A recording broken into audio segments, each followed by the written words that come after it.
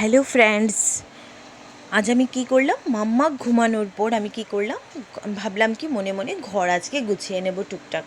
তো মামা ঘুমানোর পর আমি ঠাকুর দেখিয়ে, তো এখন আমি ভাবলাম মামা তো এখন পুরো ঘুম, তো আমি ভাবলাম কি এখন ঘরটা একটু গুছিয়ে নিই।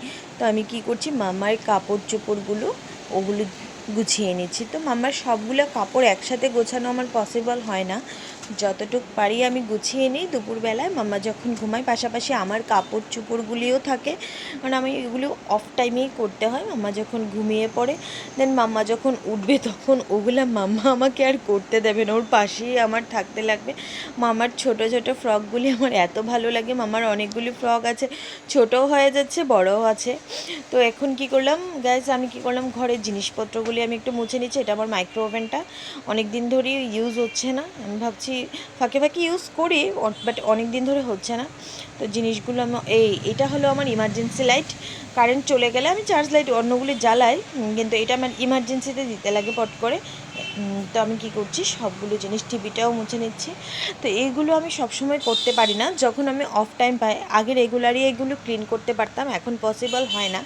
তো এখন মামা ঘুমিয়েছে, তো আমি মনে মনে ভাবলাম আমি একটু ওগুলি পরিষ্কার করে নিই। ধুলবালি তো পড়ি, যতটুকু সম্ভব হাতের নাগালে আমি করে নিচ্ছি।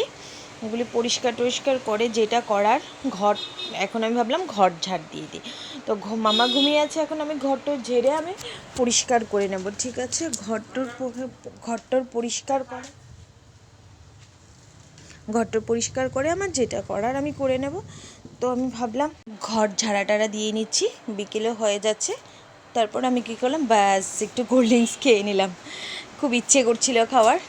খেয়ে টেয়ে বাস, এটা ওর ঠাম্মি ওর জন্য এনেছে। হ্যাঁ, খুব সুন্দর, খুব সুন্দর বাজে ওটা, দারুণ, আমার খুব পছন্দ হয়েছে ওটা। এখন বাস কাজ টাজ আমার সব কমপ্লিট। মাম্মা কখন উঠবে মাম্মার ওয়েট করছি, আর আমি একটু রেস্টও করে নিচ্ছি। সো গাইস, আমার ভিডিওটা কেমন লাগছে অবশ্যই জানাবেন কমেন্টস করে, দেন সাবস্ক্রাইব লাইক করে দেবেন ভিডিওটাতে। ওকে, বাই।